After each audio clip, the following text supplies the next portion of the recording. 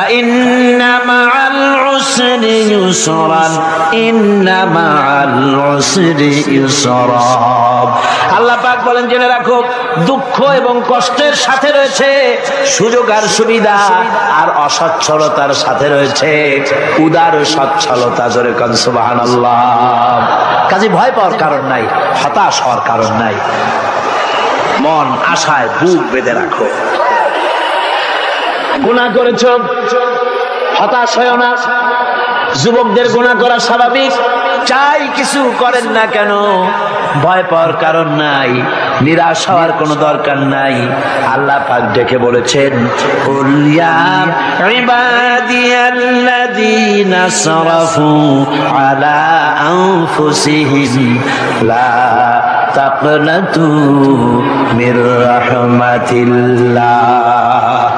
আরে আমার আল্লাহর মতো এত ভালো আর কেউ আছে? এত দরদ আর কারো আছে? আমার আল্লাহ বলেন, ও নবী আপনি শুনায় দেন, হে আল্লাহর বান্দারা, তোমরা যারা নিজেদের উপরে বাড়াবাড়ি করেছো, নিজেদের উপরে জুলুম করেছো, অত্যাচার করেছো, আমি আল্লাহর রহমত থেকে নিরাশ হয়ে যেও না। মানুষ যদি অপরাধ করে, বাপের সাথে অপরাধ করেছে, মায়ের সাথে অপরাধ করেছে, মা বাবা সন্তানের চাইতে এত বড় কল্যাণকামী তো আর কেউ নাই, কিন্তু মা বাবা কোনোদিন বলে না আয় আমার ছেলে তোরে মাফ করে দেই, এরকম বলে নাকি? আমার আল্লাহ হচ্ছেন এমন আল্লাহ, আল্লাহ রাব্বুল আলামিন ডাকেন, এ বান্দা খুন করেছিস ফিরে আয়, জিনা করেছিস ফিরে আয়, হত্যা করেছিস ফিরে আয়, চুরি করেছিস ফিরে আয়, কুফরি করেছিস ফিরে আয়, সুদ খেয়েছিস, ঘুষ খেয়েছিস, মদ খেয়েছিস ফিরে আয়, এসে আমার দরবারে চোখের পানি ফেল, আমার দরবারে কাঁদাকাটি কর। ইন্নাল্লাহা ইয়াগফিরুয যুনুবা জামিআ ইন্নাহু হুয়াল গফুরুর রহিম। আমার দরবারে চোখের পানি ফেলে কাঁদ, আমি রব্বুল আলামিন জিন্দেগীর গুনাহ মাফ করে দেব। সুবহানাল্লাহ কোন, সুবহানাল্লাহ কোন। আমার কাছে কান, চোখের পানি ফেল। আল্লাহ রাব্বুল আলামিনের কাছে বান্দার দুইটা ফোঁটা বেশি প্রিয়। একটা হলো জিহাদের ময়দানে যে রক্ত ফোঁটা দেওয়া হয়, এটা আল্লাহর কাছে প্রিয়। আর আল্লাহর ভয়তে গুনার জন্য লজ্জা করে অনুশোচনা করে বান্দা যখন চোখের পানি ছেড়ে দেয়, আল্লাহর কাছে এটা অত্যন্ত প্রিয়। নবীজি বলেছেন, বান্দা যখন গুনার ভয়তে, আল্লাহর ভয়তে, জাহান্নামের ভয়তে অনুশোচনা করে যখন চোখ দিয়া পানি ছেড়ে দেয়, ওই চোখের পানি নাকের অর্ধেক আসতে না আসতে আল্লাহ রাব্বুল আলামিন বান্দারে মাফ করে দেয়। আল্লাহ বরদাস্ত করতে পারেন না যে বান্দা কান্দে। আমার ভাইরা, আল্লাহ রহমত এই পৃথিবীতে, আল্লাহ রহমতকে 100 ভাগ করা হয়েছে। আল্লাহ রহমতের কত ভাগ? এই 100 ভাগের 1 ভাগ সারা পৃথিবীতে ছড়াই দেওয়া হয়েছে। আর 99 ভাগ কার কাছে? আল্লাহর কাছে। একটা ভাগ দুনিয়া ছড়ানো হয়েছে আদম আলাইহিস সালাম থেকে নিয়ে এই পর্যন্ত, এখান থেকে নিয়ে কিয়ামত পর্যন্ত পৃথিবীতে যত মানুষ আসবে, যত প্রাণী আসবে, তাদের মধ্যে প্রাণী জগতে গাভী তার বাছুরকে ভালোবাসে ঠিক কিনা, হাতি তার বাচ্চাকে ভালোবাসে ঠিক কিনা, মুরগি তার বাচ্চাকে ভালোবাসে কিনা, প্রত্যেক মাই তার সন্তানকে ভালোবাসে মানুষের মতো। এই ভালোবাসা, স্নেহ, এই মমতা, এই করুণা, এই মহব্বত একটা ভাগ দুনিয়ায় দেওয়ার পর আপনি আর আমি যতটুকুন ভাগে পেয়েছি, সেই মহব্বত স্ত্রীর মহব্বতে অস্থির, মায়ের মহব্বতে অস্থির, সন্তানের মহব্বতে অস্থির। এখন চিন্তা করেন, একটা ভাগ সারা পৃথিবীতে বিতরণ করার পর যেটুক পেয়েছি, তাতে যদি এত মহব্বত হয়, তাহলে এর 99 ভাগ মহব্বত যে আল্লাহর কাছে জমা আছে, এই বান্দার জন্য তার কত মহব্বত, এই বান্দার জন্য কত করুণা, কত মহব্বত, কত দয়া। এজন্য আল্লাহ রাব্বুল আলামিন বলেছেন, নাব্বি ইবাদি আন্নী আনাল গফুরুর রহিম। ও আমার নবী, সুসংবাদ দিয়ে দাও, বান্দাদেরকে শোনায় দাও যে আমি আল্লাহ তাআলা ক্ষমাশীল আর দয়াবান। হুজুর কাঁদতেছিলেন, হযরত ওমর রাদিয়াল্লাহু তাআলা আনহু এসে দেখেন হুজুর একা কাঁদতেছে। হুজুর জিজ্ঞেস করছেন, হযরত ওমর জিজ্ঞেস করলেন, হুজুর আপনি কাঁদছেন কেন? জিবরাইল এসে আমাকে বললেন, আল্লাহ পাক বলেছেন, হে আমার নবী, ইসলামের ভিতরে থেকে যে সমস্ত মানুষগুলো ইসলামের ভিতরে থেকে চুল আর দাড়ি পাকায় দিছে, কিয়ামতের দিন এই লোকগুলারে আমি শাস্তি দিতে আমার শরম হবে। হযরত ওমর বলেন, হুজুর উম্মতের জন্য কত বড় খুশ খবর এটা, আর আপনি কাঁদতেছেন। হুজুর বলেন, ওমর তুমি জানো না আমার কান্নার কারণ ভিন্ন। আমার কান্নার কারণ হলো যে আল্লাহ রাব্বুল আলামিন কিয়ামতের দিন দাড়ি চুল পাকা বান্দারে শাস্তি দিতে শরম করবেন। সেই দাড়ি চুল পাকা বান্দাগুলি আল্লাহর সাথে নাফরমানি করতে শরম করে না। আমি এই লজ্জায় কাঁদতেছি।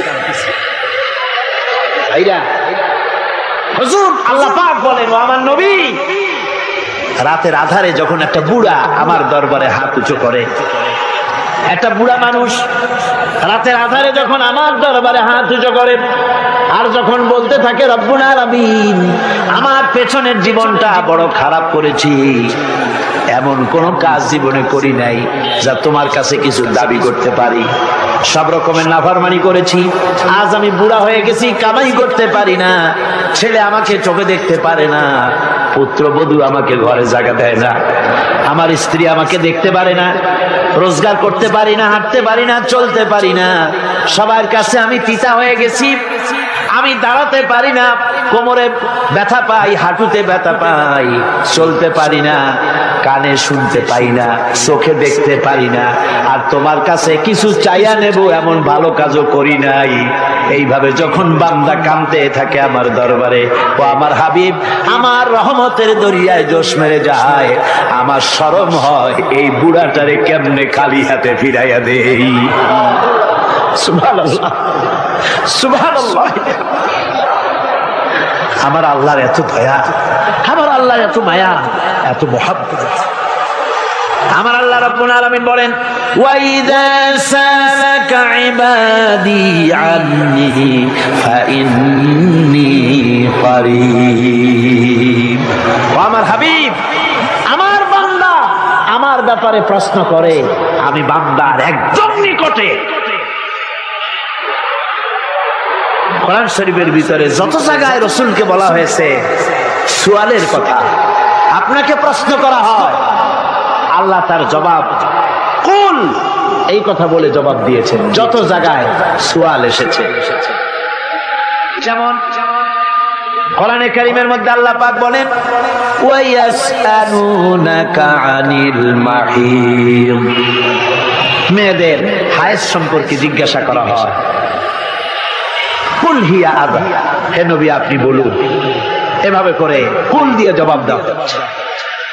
আবার প্রশ্ন করা হচ্ছে, ওয়ায়াসআলুনাকা আনিল আনফাল, এই গনিমতের মাল সম্পর্কে হুজুর আপনাকে, হে নবী আপনাকে প্রশ্ন করা হয়। আল্লাহ কুল দিয়া জবাব দিলেন, আল্লাহ বলেন আপনি বলেন। ওয়ায়াসআলুনাকা আনিল খামরি ওয়াল মাইসির, আল্লাহ পাক বলেন নবী আপনারে প্রশ্ন করা হয়, কুল ফীহিমা ইসমুন কাবীর, আল্লাহ কুল দিয়া বললেন তুমি বলো। আবার বলা হলো, ওয়ায়াসআলুনাকা আনিল আহিল্লা কুল হিয়া মাওয়াকিতু লিন্নাস, ও নবী আপনাকে প্রশ্ন করা হয় চাঁদের ক্রমবর্ধমান এবং ক্রমহ্রাস, এই যে বাড়ে আর কমে, পূর্ণিমা হয় অমাবস্যা হয়, কেন হয় আপনি বলুন। কুল, আপনি বলেন এটা আমি অক্ত এবং সময়, বছর আর দিন গণনা করার জন্য পৃথিবীবাসীদের জন্য বিনা পয়সায় একটা ক্যালেন্ডার বানাইয়া আকাশে ঝুলাই রেখেছি। এভাবে যত জায়গায় এসেছে আপনাকে প্রশ্ন করা হয়, তত জায়গায় আল্লাহ জবাব দিয়েছেন কুল আপনি বলেন। গোটা কোরআন শরীফের ভিতরে এই একটি মাত্র জায়গা যেখানে বলা হয়েছে আপনাকে প্রশ্ন করা হয়। আল্লাহ এখানে বলতে পারতেন কুল, আপনি বলেন আল্লাহ তোমাদের নিকটবর্তী, এভাবে জবাব হয় না। এটা কায়দাটা হলো এই, আল্লাহ বলতেছেন ওয়াইজা সালাকা ইবাদি, ও আমার নবী প্রশ্ন তো আমার বান্দারা আমার ব্যাপারে করেছে, এবার আপনার জবাবের কোনো দরকার নাই, প্রশ্ন আমার ব্যাপারে আমি নিজে জবাব দিয়ে দেই। ফা ইন্নী কারীব, ও বান্দা আমার ব্যাপারে প্রশ্ন করেছিস, জবাব আমি দেই, আমি তোর সবচাইতে বেশি নিকটে। সুবহানাল্লাহ, কত নিকটে? ওয়ানাহানু আকরাবু ইলাইহি মিন হাবলিল ওয়ারিদ, তোর যে রব এই শাহরগের চাইতেও আমি তোর বেশি কাছে। সুবহানাল্লাহ, আমারে ডাক, আমারে ডাক। দিল থেকে যে কথা বেরোয় তা প্রভাব বিস্তার করে, ডানা নাই কিন্তু ওড়ার ক্ষমতা রাখে। মনের কথাই ভিন্ন, মন থেকে, দিল থেকে, কলিজা থেকে, অন্তরের গভীর কন্দর থেকে মুহাব্বতের সাথে কেউ যদি একবার বলে আল্লাহ, বলেন আল্লাহ, আল্লাহ, আল্লাহ, আল্লাহ রাব্বুল আলামিন বলেন অন্তরের অন্তঃস্থল থেকে একটি বার যদি বান্দা বলেন আল্লাহ, আল্লাহ বলেন 70 বার সাড়া দিয়া জিজ্ঞেস করি বান্দা কি চাও, আমি তোমার কাছে আছি। সুবহানাল্লাহ, আমি তোর একদম কাছে, কি চাস বল, বল আমার কাছে। এমন দয়াবান, এমন মেহেরবান, এমন আল্লাহ আমাদের, সে আল্লাহ রাব্বুল আলামিন তিনি বলছেন وقال ربكم ادعوني استجب لكم, তোমাদের রব বলেছেন আমারে ডাকো, আমি আল্লাহ ডাকের সাড়া দিয়া দেব। সুবহানাল্লাহ, কারে ডাকতে হবে, কারে ডাকতে হবে? এই বিশাল জনসমুদ্র একযোগে চিল্লা কোন কারে ডাকতে হবে? কোন পীর সাহেবকে নয়, আল্লাহর কসম কোন খাজা বাবাকে নয়, ডাকতে হবে কারে? চিল্লা এখন কারে? ওয়াকালা রাব্বুকুম উদউনি, তোমার রব তোমাকে বলতেছে আমারে ডাকো, আস্তাজিব লাকুম, আমারে ডাকবে আমি সাড়া দিয়ে দেব। সুবহানাল্লাহ, আল্লাহকে ডাকেন, কি চাই আপনার বলেন, কি চাই? আল্লাহর কাছে চান, আল্লাহ দিয়ে দিবে। দেওয়ার জায়গা আল্লাহর কাছে চাইবেন, আল্লাহ দিবেন। দেওয়ার জায়গা, চাওয়ার জায়গা হলো সেজদায় পড়ে যাবেন। আমার ভাইয়েরা জায়গাটা চিনায় দিলাম, মাজারে যাওয়া লাগবে না, কবরে যাওয়া লাগবে না, 2 রাকাত নামাজ পড়ে সেজদায় পড়ে গিয়া যত বিপদ আছে মুসিবত আছে সেজদার মধ্যে চোখের পানি ছেড়ে দেন আর কেন্দে কেন্দে জীবনের কথা বলেন। আল্লাহ রাব্বুল আলামিন আপনার আওয়াজ শুনবেন আর দোয়া কবুল করে নিবেন। কাঁদতে হবে আল্লাহর কাছে, কার কাছে? আল্লাহর কাছে। সুম্মা ইস্তাগফিরুল্লাহ, আর এরপরে সে যদি আমি আল্লাহর কাছে ক্ষমা চাই, ইয়াজিদিল্লাহ গফুরার রহিমা, সে আমি আল্লাহকে গফুর এবং রহিম হিসাবে পাবে। সুবহানাল্লাহ, আল্লাহকে গফুর এবং রহিম হিসাবে পাওয়া যাবে। সব আল্লাহকে বলতে হবে, গুনাহ মাফ চাইতে হবে। এই জন্য হুজুর সাল্লাল্লাহু আলাইহি ওয়াসাল্লাম দৈনিক 100 বার তওবা করতেন। কোন হাদিসে আছে 70 বার, কোন হাদিসে আছে 100 তওবা করতেন। নামাজের পরে তো প্রত্যেক নামাজই পড়তেন হুজুর, সালাম ফিরাতেন আর সাথে সাথে বলতেন আল্লাহু আকবার, আস্তাগফিরুল্লাহ, আস্তাগফিরুল্লাহ, আস্তাগফিরুল্লাহ। মনে থাকবে আপনাদের? মনে থাকবে? সালাম ফিরাইয়া কি বলবেন?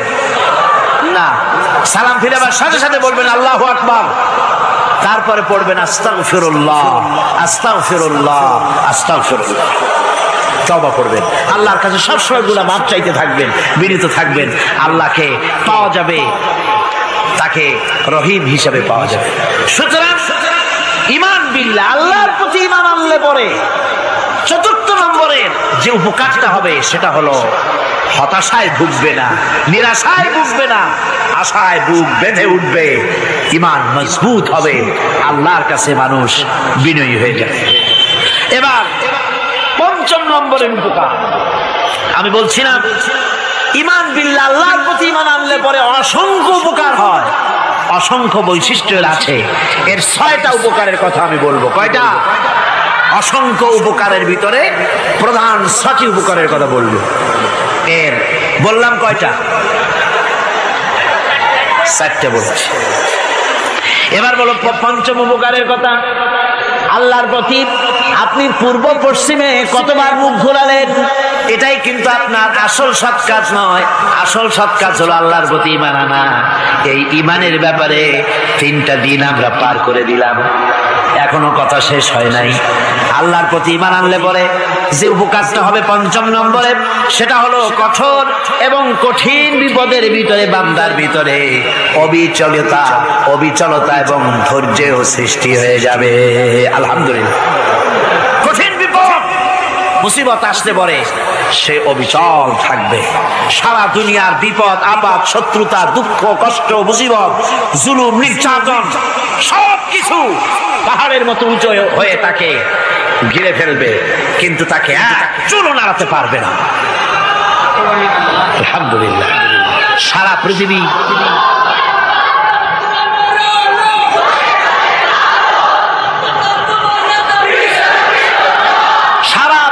একদিকে আর সে একা একদিকে থাকবে। বিরোধিতা তো হবেই, বিপদ তো আসবেই।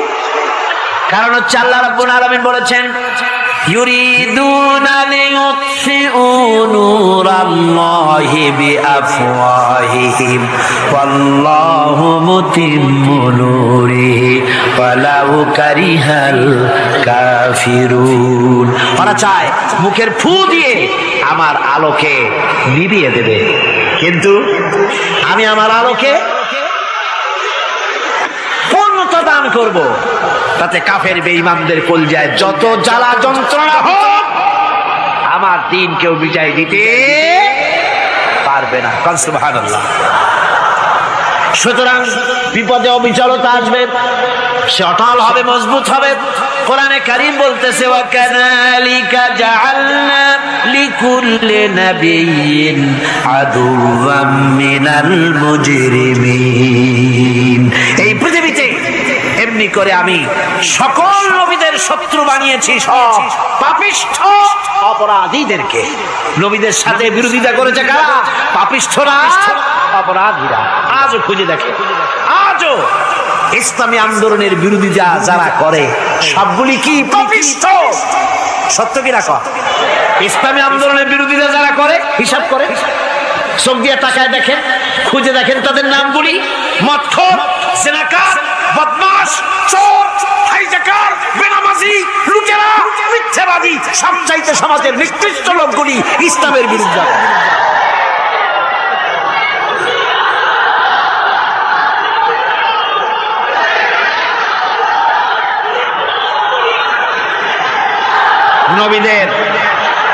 নবীদের শত্রু আল্লাহ বলেন, সব যুগে নবীদের সাথে শত্রুতা করেছে পাপিষ্ঠরা। আল্লাহর কথা। কার কথা? সকল যুগে নবীদের সাথে শত্রুতা করেছে পাপিষ্ঠরা, নিকৃষ্ট ধরনের অপরাধীরা। সুতরাং নবী রাসূলদের অবস্থা যখন এই, তখন দ্বীনের দাওয়াত যারাই দেবে তাদের কিসমত এরকম হবেই। এই বাধার মোকাবেলা তাদেরও করতে হবে। এই যে বাধাটা আসে, এই যে মারে, অপরাধ কি? এই যে তারা চোর বা ডাকাত যাদের মারা হয়। আল্লাহ রাব্বুল আলামিন বলেন অপরাধ হলো, ওয়ামা নাকামু মিনহুম ইল্লা আইয়ুমিনু বিল্লাহিল আজিজিল হামিদ। অপরাধ হচ্ছে ঈমানদার লোকদের উপরে নির্যাতন চালিয়েছে, অন্য কোনো কারণে নয়। কারণ একটাই, তারা আল্লাহর জমিনে আল্লাহর দ্বীন প্রতিষ্ঠা করতে চেয়েছে, আর কোনো অপরাধ না। জমিন আল্লাহর, জমিন কার? এই বিশাল জনসমুদ্র গর্জে উঠুন একযোগে, বলুন জমিন কার? আইন চলবে কার? এখানেই সংঘর্ষ বেঁধেছে আবহমান কাল ধরে। মানুষ অত্যাচারিত হয়েছে, সাহাবায়ে কেরাম অত্যাচারিত হয়েছেন, বুখারী শরীফের হাদিসে এসেছে রাসূল করিম সাল্লাল্লাহু আলাইহি ওয়াসাল্লামের কাছে হযরতে খাব্বাব গিয়ে উপস্থিত হয়েছিলেন। হযরতে খাব্বাব বলেন, হাদিসটা এভাবে লেখা হয়েছে বুখারীতে, ওয়ান খাব্বাব বিন আরিদ রাদিয়াল্লাহু তাআলা আনহু قال شكونا إلى رسول الله صلى الله عليه وسلم وهو متوسد بردة له في ظل الكعبة। রাসূলুল্লাহর কাছে গেলাম, কাবা শরীফের কাছে গিয়ে দেখি নবীজি একটা চাদর গায়ে দিয়ে তিনি আরাম ফরমাচ্ছিলেন কাবা শরীফের ছায়ায়। সেখানে গিয়ে বললাম, আলা তাস্তানসিরু লানা আলা তাদউ লানা ইয়া রাসূলুল্লাহ, হে আল্লাহর রাসূল, আপনি কি আমাদের জন্য আল্লাহর কাছে দোয়া চাইবেন না? আপনি কি আল্লাহর কাছে আমাদের জন্য সাহায্য চাইবেন না? আমাদের লোকগুলিকে, মুসলমানগুলিকে মারতে মারতে তো শেষ করে ফেলে দিল।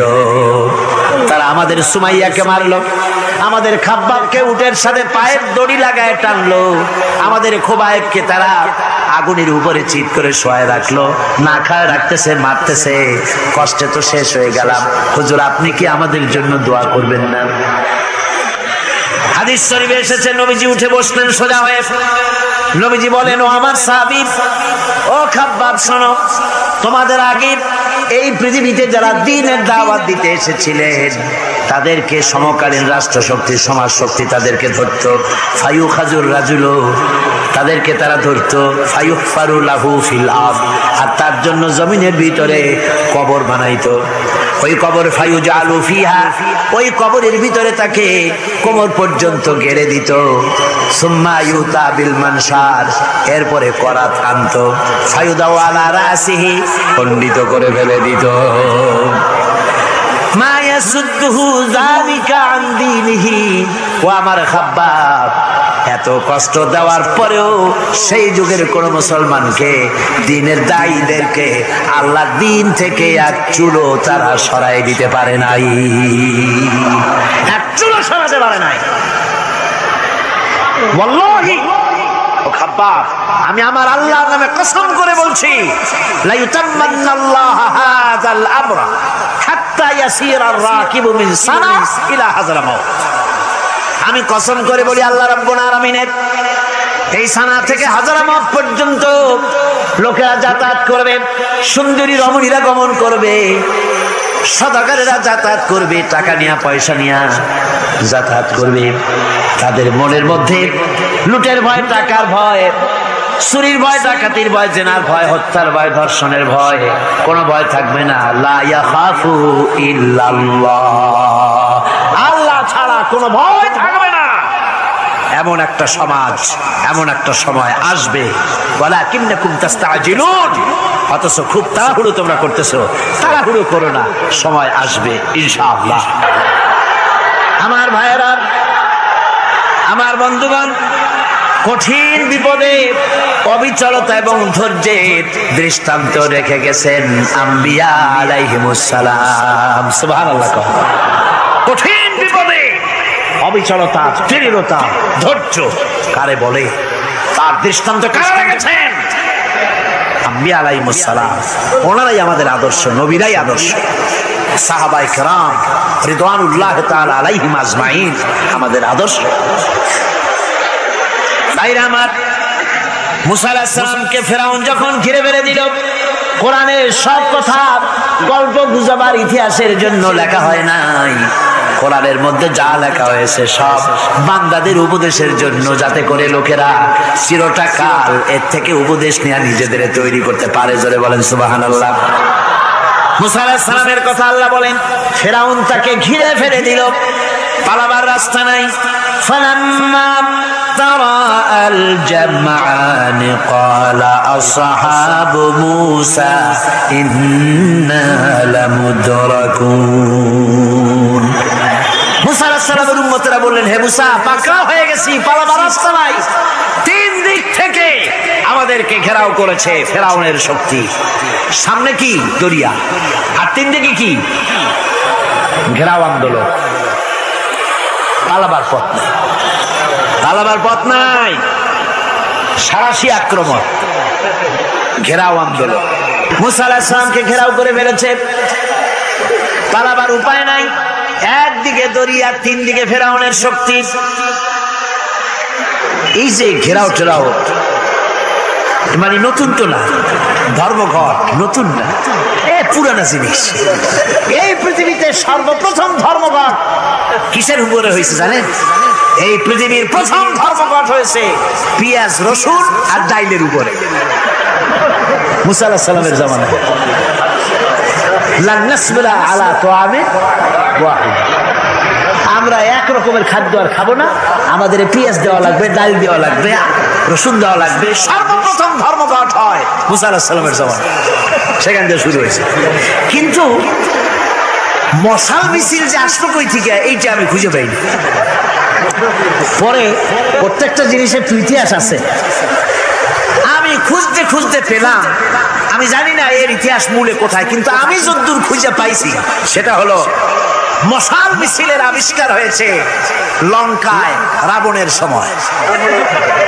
সুতরাং আমরা যা করব প্রত্যেকটা জিনিসের পেছনে সুন্নতে নববীর কোনো না কিছু থাকতে হবে। কথা বুঝতে পেরেছেন? তিন দিক থেকে ঘেরাও হয়ে গেছে, পালাবার কোনো রাস্তা।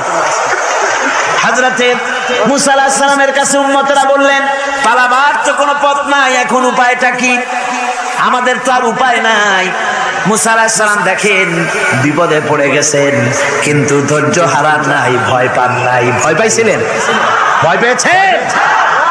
প্রশ্নই ওঠে না। মুসা আলাইহিস সালাম আল্লাহ পাক যাদেরকে বলেছেন উলুল আযম রাসূল, যাদের বলেছেন তার মধ্যে হযরত মুসা একজন উলুল আযম পয়গম্বর। চারটিখানি কথা না, আল্লাহ কথা বলছেন তার সাথে, কালিমুল্লাহ তিনি। সুবহানাল্লাহ।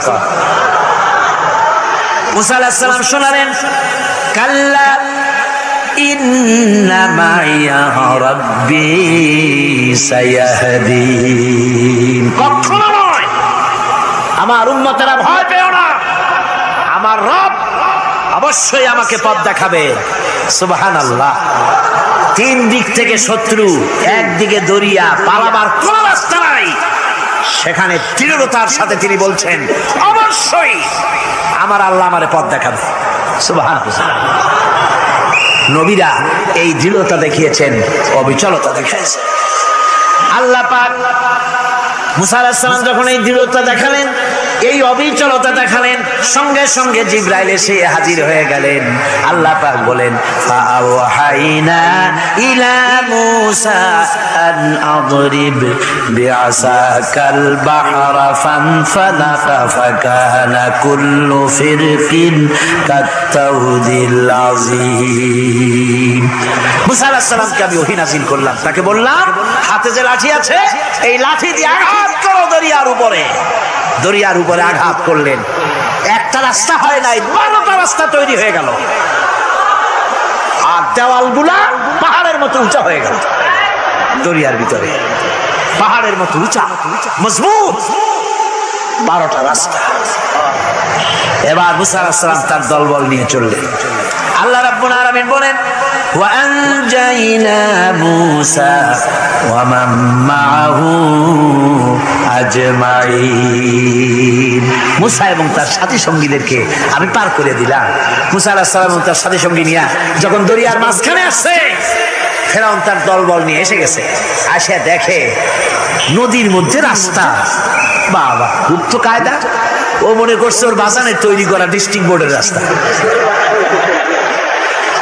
ওর লোকজন নিয়ে নেমে গেছে দরিয়ার ভিতরে, ও আসছে মাঝখানে, মুসা আলাইহিস সালাম চলে গেছেন ওপার, দরিয়া পার।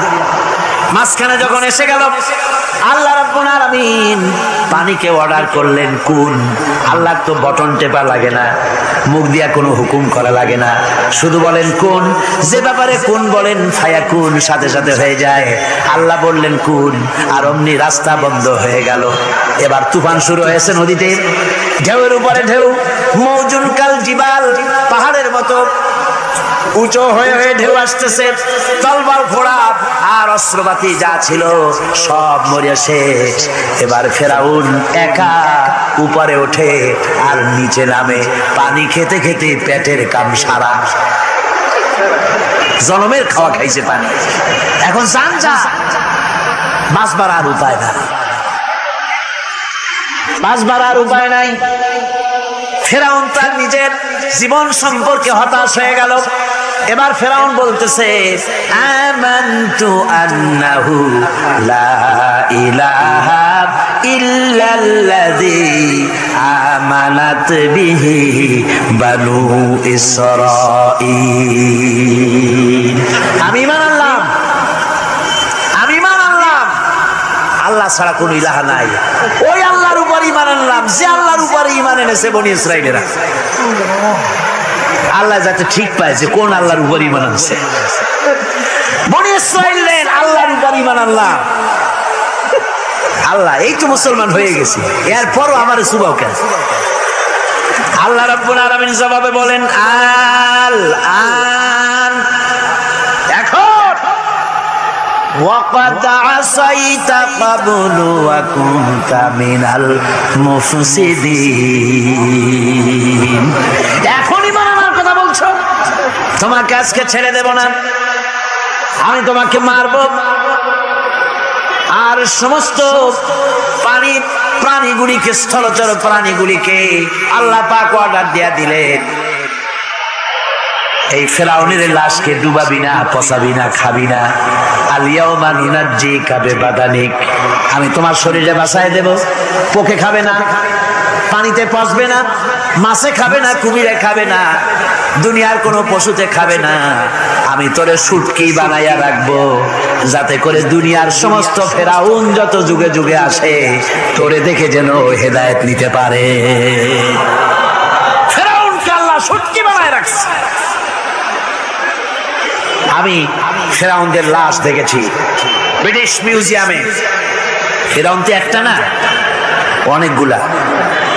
এই বিশাল ভূভাগকে শোষণ করে ইংল্যান্ডের দ্বীপটাকে তারা সাজাইছে।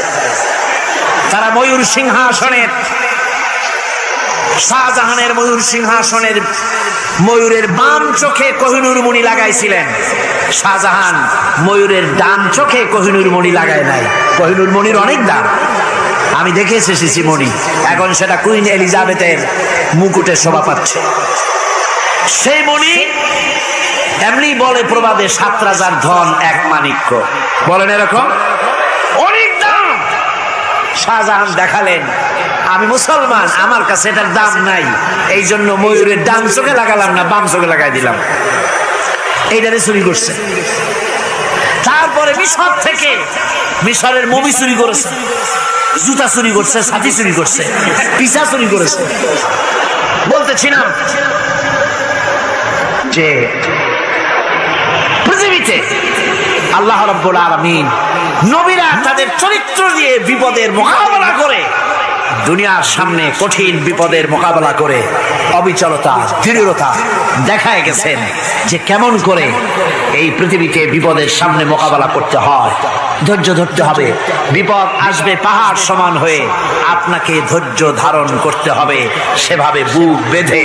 যেহেতু এটা যদি বিশ্বাস হয় যে আমার কিসমতে যা আছে তার থেকে বেশি কিছু হবে না, তাহলেই আপনার ধৈর্য আসবে, ভয় পাবেন না। কথা ঠিক কিনা? কথা। এবারে হযরত হুদ আলাইহিস সালাম সম্পর্কে আল্লাহ রাব্বুল আলামিন বলেন, হযরতে হুদকে যখন ষড়যন্ত্র হলো, কাফির বেঈমানেরা তাকে মেরে ফেলার জন্য যখন সরকারি ষড়যন্ত্রে লিপ্ত হয়ে গেল, হযরতে হুদ সমাজের এই চ্যালেঞ্জের মোকাবেলা করলেন। হযরত হুদ বলেন ফাকিদুনি জামিআন সুম্মা লা তুনজিরুন ইন্নী তাওয়াক্কালতু আলাল্লাহি রাব্বি ওয়া রাব্বিকুম। আমি, তোমরা তোমাদের ষড়যন্ত্র আমার বিরুদ্ধে যত পারো আমার বিরুদ্ধে ষড়যন্ত্র চালাও, এতটুকু আমার অবকাশ দিও না। আমি এমন আল্লাহর উপরে ভরসা করেছি যার হাতের ভিতরে তোমাদেরও জান আর আমারও জান। যা পারো তাই করো। সরকার সমস্ত শক্তি একত্রিত হয়ে আমার মোকাবেলা করো। একদিকে হুদ আলাইহিস সালাম